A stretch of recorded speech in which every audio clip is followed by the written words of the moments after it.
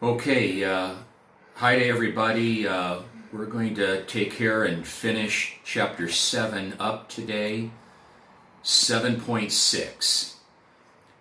7.6, we're going to apply quadratic equations by looking at two different types of word problems.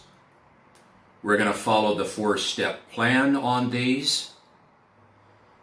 And we're going to be dealing with setting up a quadratic equation and solving for what the word problem is asking us to find. When we solve the application, back up. When we solved the quadratic equations yesterday, we found out that we had a minimum of two solutions. Some of the equations that we solved yesterday, we even found out that we had three solutions. But a quadratic equation has two solutions. There's one key thing that we need to make sure that we understand about the word problems that we're going to be looking at today. Both categories of word problems are going to be dealing with finding distances, finding measurements. When we are finding a measurement, no measurement can be negative. Measurements can only be positive. So it's going to be important when we solve the word problems today, because both of these word problems are going to be dealing with measurements. Because no measurement can be negative, we'll only be able to take the positive answer. Now, these equations that we're going to be setting up are going to be quadratic. And quadratic equations have two solutions. If one of the solutions ends up to be negative, that negative solution will have to be discarded. It'll have to be tossed out, because a measurement cannot be negative. It can only be positive. So we'll have to remember that characteristic as we move into the two categories of word problems today. Now, it likely will take two videos for us to take care of these. Time will tell. We're going to start with the first one. Again, 7.6, applications using quadratic equations. Here's the first one. We're going to be dealing with a word problem that pertains to the area of a rectangle. Earlier on in the course, we dealt with the perimeter of a rectangle. But in Chapter 7, Section 6, letter A, we're going to be dealing with the area of the rectangle. The area is the amount of square measure inside the rectangle. Here is going to be the key vehicle that we'll have to make use of to come up with our equation. The area of a rectangle is length times width. Kristen is holding that camera right there. You'll have to memorize that formula. It's not long. Area of a rectangle is length times width. We're going to follow the four-step plan, and we're going to do a total of two problems in this category. Let's take a look at the first one. Keep in mind, we're going to be reading a problem to where there is going to be a relationship given between the two unknowns.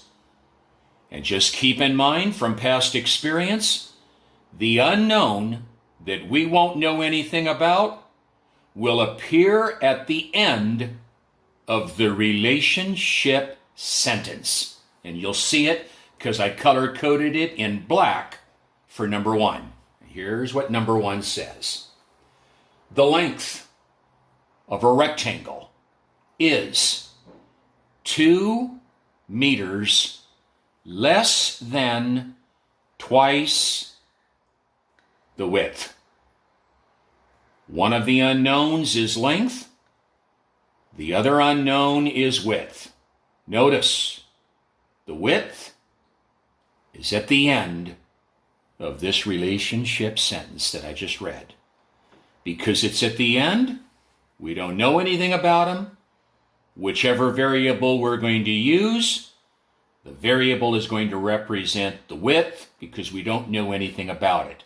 It came at the end. Reading on. If the area, not perimeter, if the area of the rectangle is 60 square meters. Notice area is always labeled in square measure. Area of the rectangle is 60 square meters. Find the dimensions of the rectangle. Now people, because I've got limited space right here, I'm just going to kind of do this. This is what they're asking us to find. Step number 1, I'm just going to kind of put for a lack of space that I've got, I'm just going to show Roman numeral 1 right here. And Roman numeral 1 is we need to find the dimensions of the rectangle. The dimensions are the length and width of the rectangle. So that's step number 1. Now I'll move over here in the blank area that I've got. We'll go to step number 2 and we'll show you what you should include in step number 2. We begin by choosing a variable. I'm not going to use L nor W, definitely not A. I'm going to clear away from those, and I'm just going to go generic. And we're going to let n equal the unknown that we don't know any information about, and that's back over here. They told us nothing about the width. They told us quite a bit about the length, because the sentence began talking about the length. But we don't know anything about him because he came at the end. So n is equal to the width. Next, we're going to use that variable n to write an expression about the length. And I'm going to come over here like I've done before. Where it says width right here, I'm going to X it out and I'm going to put its brand new name. N. That's its new name. Now I believe that will help us identify the length. And here's what it says about the length. The length is, here it starts, 2 less than twice n. Length is, here it comes, 2 less than twice n. Whatever comes after less than is going to have to be translated first. That is not new. We've said it often. Let's see the words that come after less than, because they're going to be written first. Twice n. Twice n, 2 times n. That's first. Then the minus sign. And then 2. There's the expression that stands for the length. Item 3. They give us the numerical value of the area of the rectangle. The area is 60. Don't mind him, he's just a label. 60. And now the key to everything. We can have all of that, but if we don't have our recipe, we're not going to write the equation. The recipe, our formula. Now, when you write that formula right down here as the last part of step 2, you can either write it in the way that it's written here, or you can write LW is equal to A. It doesn't matter. I'll go ahead and write it in exactly the way that it was written. I just want to know what I'm going to have to follow. He is very important. Now we're going to go to step 3. In step 3, we're going to take the information from step 2 and we're going to construct the equation. We're going to follow the formula. I'll follow it to a T. The first thing that comes in the formula is A for area. That's 60. I'm going to bring down the equal sign. And then it says length times width. Our length is this binomial, and our width is this monomial. The length is going to have to be multiplied by the width. But because the length has more terms in it than the width, I'm going to commute. I'm going to interchange this L times W to W times L so that we can put the monomial factor of n first. Then that's going to be multiplied by our length, which is the binomial 2n minus 2. Now there's our equation.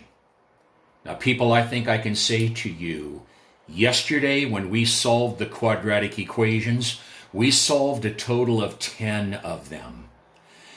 There was at least one equation that looked pretty close to this one right here. This is not written in standard form. There is no 0 here. So we're going to have to distribute this right-hand side and then eventually move this 60 from the left over to the right so that we can get it in standard form. Now, true, it doesn't look quadratic yet, but it will when we simplify the right-hand side by distributing. So we're going to bring down the 60. And now we're going to distribute. And when we distribute, pop out will be the quadratic term. N times 2n. 2n squared. Because n to the 1 times n to the 1, we add the exponents. There's your quadratic. Then n times negative 2 for a negative 2n. Now it is definitively quadratic. Now we need to get it in standard form. We'll move the 60 off of the left and get it over to the right like we did yesterday. Negative 60. Negative 60. Come down. 0 is on the left. On the right, we'll write it in descending order. ax squared plus bx plus c. 2n squared. Negative 2n. Negative 60. Now, I'm going to come up here and I'm going to erase this blue stuff that's here. I'm even erasing step number 1, but I'll get it back to that when we do it. I just need to make sure that I've got some room.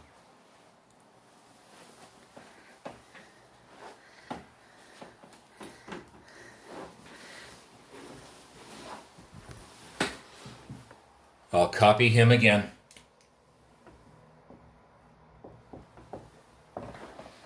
Zero is equal to 2n squared minus 2n minus 60. Now, people, just be in mind this as we continue to solve. This is a word problem. They want us to find the length and width of the rectangle. Cannot be negative. A negative answer will have to be discarded. Now, let's solve this. Bring down the 0 and the equal. GCF we begin with. There's a GCF of 2. You take it out. Make a house. We'll divide 3 times.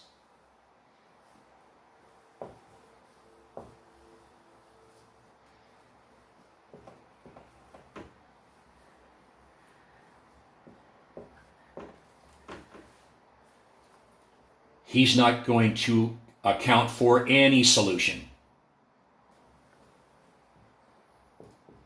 He's only helped us factor. Now to the trinomial. No AC. That coefficient of n squared is 1.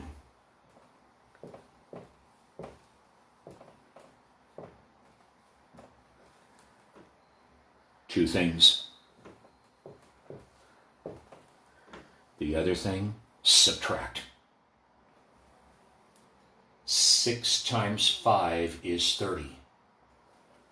6 subtracted by 5 leaves us the coefficient of this middle term, which is 1. The bigger factor, 6, gets the sign of the middle. Now, careful. The zero product rule. A times B. Ignore him. He doesn't count. He doesn't have a letter glued to him. A times B will be equal to 0 if A is equal to 0 or B. Now again, let me remind you, as we now solve each one of these equations, we're going to be finding the value of n. N is the width. And no width, no length, no measurement can be negative. Over here, -5. -5 will get n is equal to -5. N, the width, cannot be -5 meters. That's nonsense. So the negative answer has to be discarded. Only a positive will do. And we'll get a positive over here. And you write this. N, the width, 6 meters wide. Circle him. You don't have to use a roster notation for the word problems. And then right here, write down the expression that stands for the length.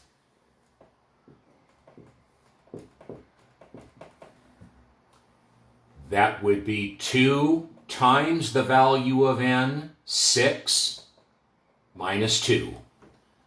12 minus 2, 10 meters long. The dimensions of the rectangle, 6 wide, 10 long, and it's done. Now, people, so I can just once again say this as clearly as I can. On yesterday's lesson, we didn't discard any solutions, because yesterday's lessons were just quadratic equations, and they were not linked to any word problems. But today, if we're dealing with measurements, negatives have to be discarded. And that's why he was discarded. and he remained. Now that's example number 1, area of a rectangle. I'm going to erase this. Obviously, I want to salvage the bottom.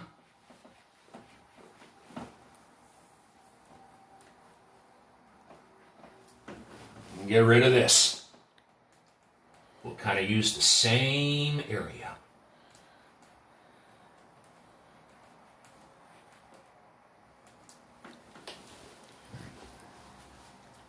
Number 2. The length of a rectangular patio deck. Again, see what they're talking about. Is, here it comes, 4 feet less than, there's that less than again, 3 times the width. Do not be concerned about all of this flowery language here.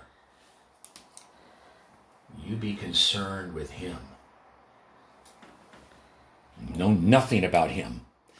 If the area of the deck is 160 square feet, find its length and width.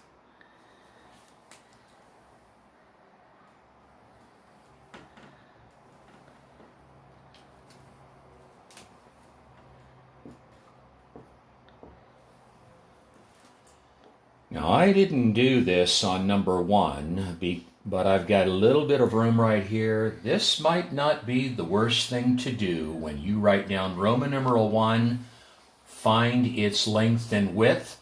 It might not be a bad idea to do this. Put in parentheses, in that step 1, only positive answers. We can only take positive answers. Only. It's a word problem, and it's dealing with measurement. Okay, let's move to step 2. We know nothing about him. Nothing.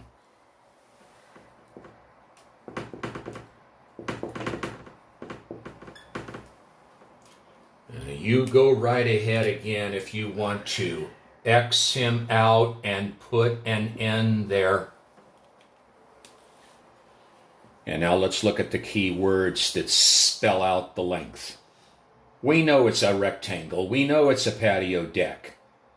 It's the words that are coming after is. Length is. Here it starts. 4. Less than. That's reverse. Whatever comes after less than, translated first. These are the words that come after less than. 3 times n. That's basic. Then the minus. And then 4.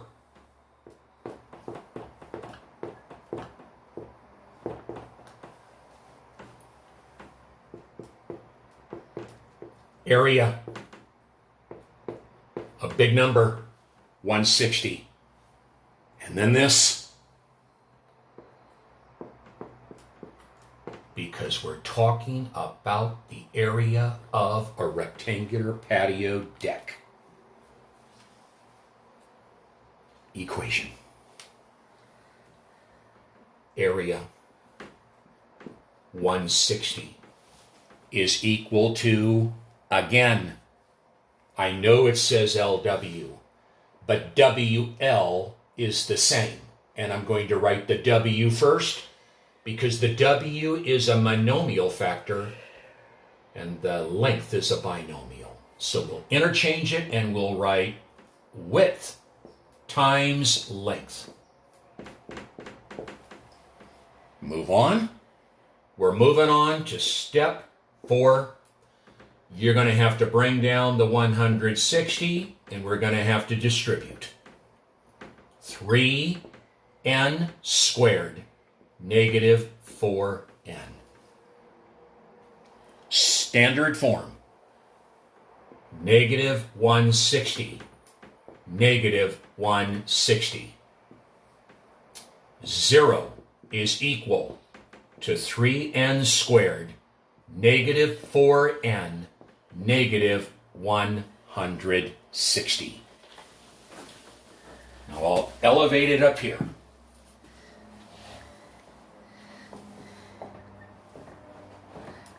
Three n squared, negative 4n, negative 160. Now this is not the best of problems to do, but we're going to do it. We have to factor the polynomial now that's on the right-hand side. GCF, there cannot be 1. The smallest is 3, and 3 doesn't go into either one of them. It would have to go into all of them, and it doesn't. There isn't 1. 4 terms? No. It's a trinomial, and it's a times c because of the 3 there. So we're going to be turning this into a polynomial that has 4 terms. And we're going to squirm our way through this one. This will take a little bit of time. I'm going to get some things ready right now because I want to make sure that we've got the space. Get this erased. While I'm getting it erased, I would not ever give you one like this on any exam where you really have to rack your brain trying to finalize what's going to go in here. But we're going to do it. The middle term, a negative 4n. A times c, 3 multiplied by a negative 160. That'll give us a negative 480. Now people, before I go to a T-chart right here, look at what's going to happen. AC is negative. That means 9 o'clock and 3 o'clock will have different signs. And it also means subtract. I'm going to get the signs in first. I'm going to let 9 o'clock be the sign of the middle. 3 o'clock will be positive. Means this. Now keep in mind, if you've practiced on AC and you see this arrangement that we've got right here, we need to come up with 2 factors of 480 that when subtracted from one another will give us a measly little 4. So if it's got to be 2 factors of 480 that when really subtracted will give us 4, the 2 factors of 480 are going to have to be very close to one another. They're going to have to be close because when they subtract from one another, we've got to get 4. So, I'm just going to come down here and do this.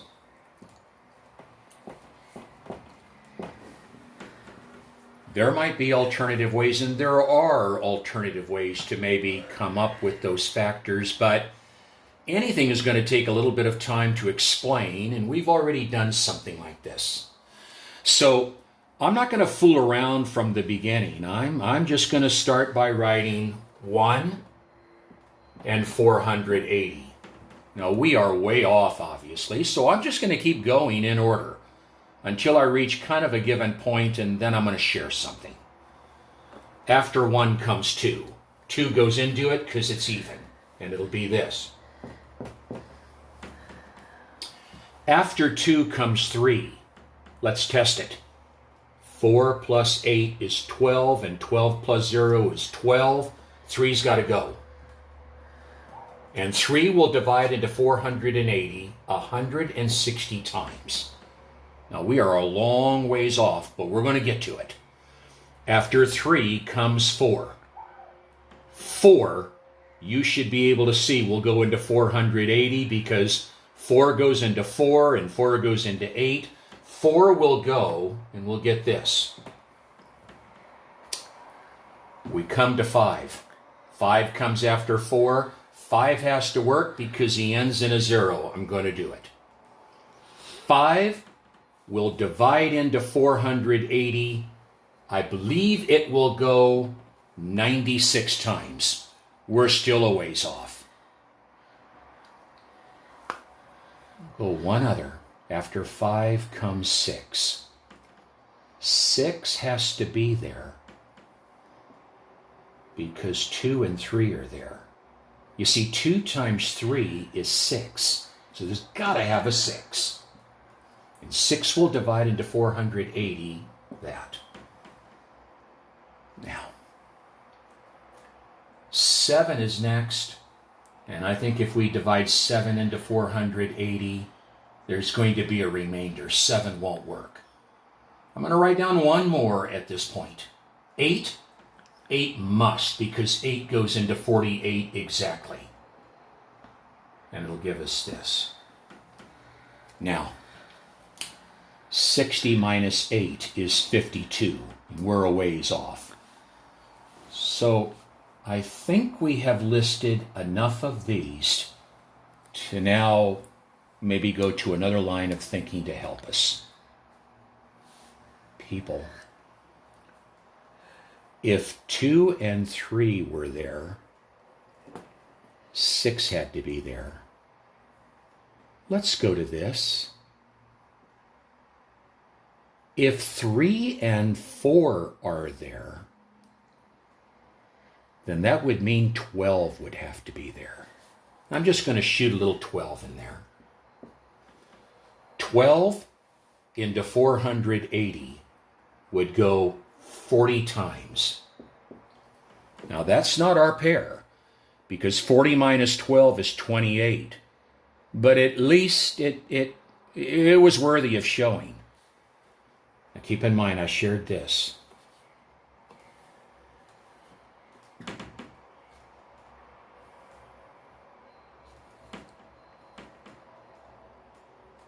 If 4 and 5 are there, then the product of these two should be there. 4 times 5, 20. And if we divide 20 into 480, 20 goes into 48 twice.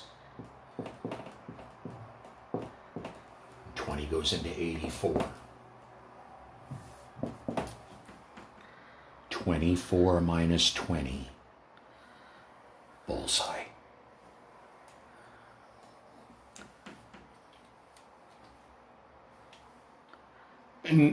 No, I would never do anything like this on an exam. But you never know what you're going to see on an assignment, and you need to know your way out.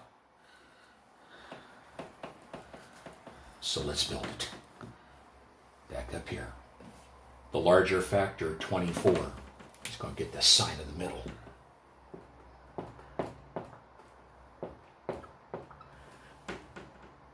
Now let's build into it. Down. 9 o'clock.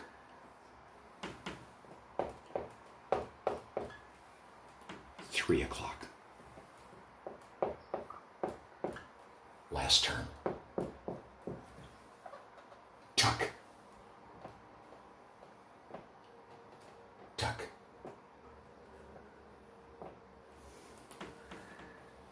Bring down the 0, the equal.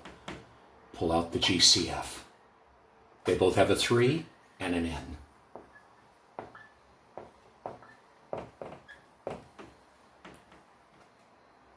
$20, $160. They both have a 20 positive.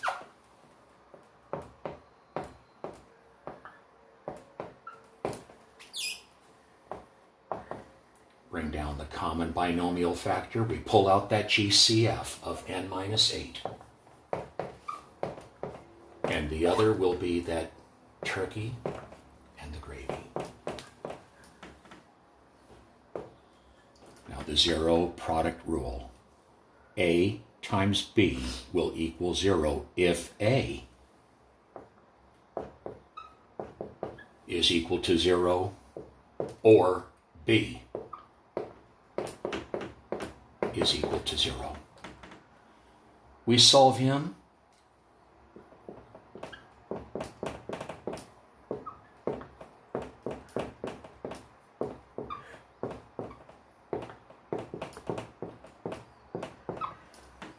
It's not because of the fraction. It's because of the sign. The n is the width. The width can't be negative. It's got to be positive. Now here's our width.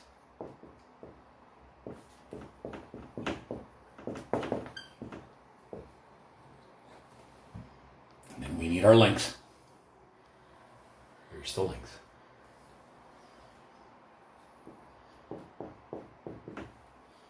Three times 8 minus 4, 24 minus 4, 20 feet long. Those would be the dimensions of that rectangular patio. Now our answer. Now I'm going to cut it. And we'll come back. I'll have Kristen just put it up there. We're going to come back. And we're going to take a look at the second final type, quadratic application, the Pythagorean theorem. She can kind of hold that diagram right there. We'll be coming back to him. And we'll be talking about the Pythagorean theorem. Hypotenuse, long leg, short leg, a very specific right triangle that we'll be looking at. This little right triangle right there. That is the application that we will be coming back to. Okay. Now I'll rejoin you in a few moments. Appreciate your time. Thank you.